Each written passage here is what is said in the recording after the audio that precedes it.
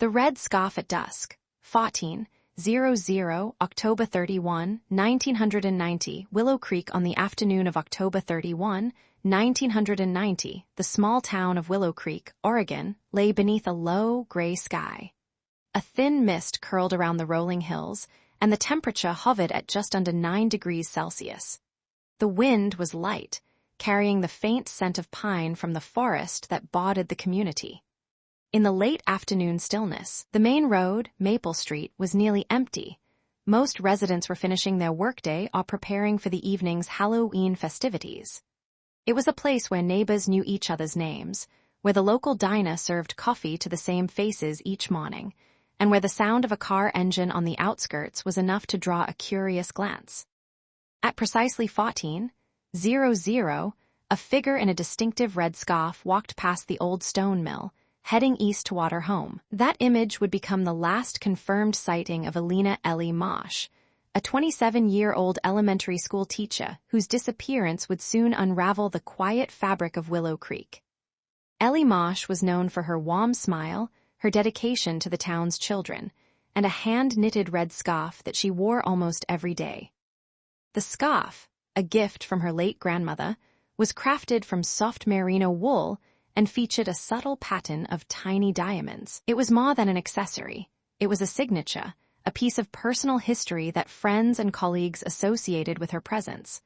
On that October day, she left Willow Creek Elementary at 13:30, carrying a brown leather satchel filled with graded papers and a small lunchbox. Witnesses later recalled that she appeared relaxed, exchanging a brief wave with the school janitor before stepping onto the sidewalk. At 14:00, Mrs. Harriet Lowell, a retired postal worker who lived on Maple Street, saw Ellie walking past her garden gate. Mrs. Lowell remembered noting the bright red of the scarf against the muted tones of the afternoon, and she offered a friendly nod, which Ellie returned with a quick smile. That brief visual record is the last time Ellie was seen alive. The investigation began on November 1, when Ellie failed to show up for a dinner reservation with her sister, Linda, at the town's only restaurant. Linda called the Willow Creek Sheriff's Office at 19:15, reporting her sister missing. Deputy Sheriff Tom Garrett immediately initiated a missing person protocol, and by nightfall, a search party comprising local volunteers, sheriff's deputies, and state police was organized.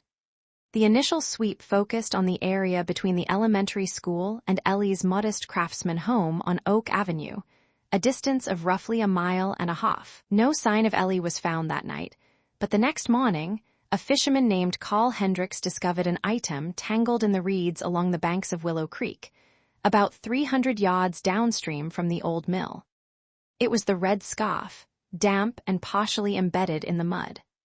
The discovery sent a ripple of unease through the town. The scarf, unmistakably Ellie's, was the first concrete clue in a case that would soon dominate local headlines. Forensic technicians from the Oregon State Police arrived on November 2 to process the scene.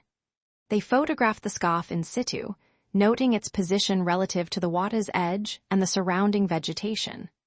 The scarf was carefully lifted, sealed in a plastic evidence bag, and sent to the State Crime Laboratory in Salem. In the lab, analysts detected faint traces of a second set of fingerprints on the wool, along with several strands of hair that did not match Ellie's DNA. Additionally, a small fragment of a synthetic fiber, distinct from the scarf's material, was found adhered to one of the fringes. The fingerprints were later entered into the state database, but they returned no match. The hair samples yielded a male DNA profile, yet no suspect in Willow Creek possessed a corresponding genetic record at that time. The synthetic fiber was identified as a type commonly used in automotive upholstery, hinting at the possibility that the scarf had come into contact with a vehicle seat. Investigators also canvassed the neighborhood for witnesses. A shopkeeper on Main Street, Mr. Alan Briggs, reported seeing a dark-colored sedan, possibly a late 1980s Chevrolet Caprice, parked near the bus stop on Maple Street at approximately 14:15. He recalled a man in a dark jacket standing beside the car, smoking a cigarette. The man appeared to be in his mid-30s, with short brown hair and no distinguishing marks. Mr. Briggs could not see the license plate due to the glare of the overcast sky, and the car departed before he could note its direction. A second witness, a teenager named Megan O'Leary, said she saw a similar sedan turn onto River Road, heading north toward the highway, at around 14:30. The timestamps of these observations placed a vehicle in the vicinity of Ellie's last known location within a narrow window of 15 to 30 minutes after her sighting. Despite the leads, the case stalled. The fingerprints and DNA profile remained unmatched, and the sedan was never positively identified.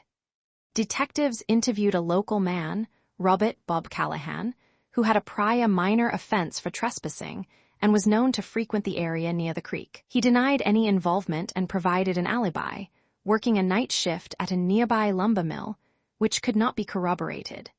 No physical evidence linked him to the scarf, and the investigation shifted focus to the possibility of a transient offender, perhaps passing through Willow Creek on the day of the disappearance. Yet the case file remained open, and the red scarf was catalogued as the sole tangible relic of Ellie's final moments. In the years that followed, the story of Ellie Marsh became a local legend, a cautionary tale whispered in the town's diner and referenced in the annual Halloween parade.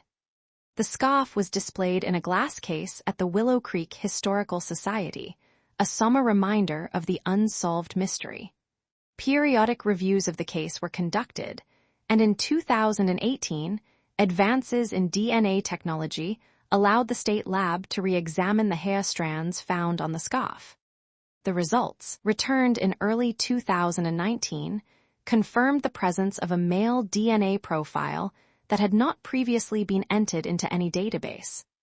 Investigators submitted the profile to a national DNA database, hoping for a familial match, but as of the latest update in 2023, no close relative has been identified. The case remains active, and the sheriff's office has renewed appeals for any information regarding the dark sedan or the man in the brown jacket. Today, the red scarf sits behind glass, its crimson hue faded, but still striking against the pale backdrop of the museum. The question that haunts the community is not simply who removed Ellie Marsh from Maple Street that October afternoon, but what happened in the brief interval between her friendly nod to Mrs. Lowell and the moment the scarf came to rest in the cold waters of Willow Creek. The investigative team, now armed with modern forensic tools, continues to follow leads, hoping that one day the silence will be broken. Yet for now, the red scarf at dusk remains a silent witness, its fibers holding a story that has yet to be fully told. What truly befell Elena Marsh on that October day, and why the scarf was left behind, are questions that still linger in the shadows of Willow Creek, unanswered and unsettling.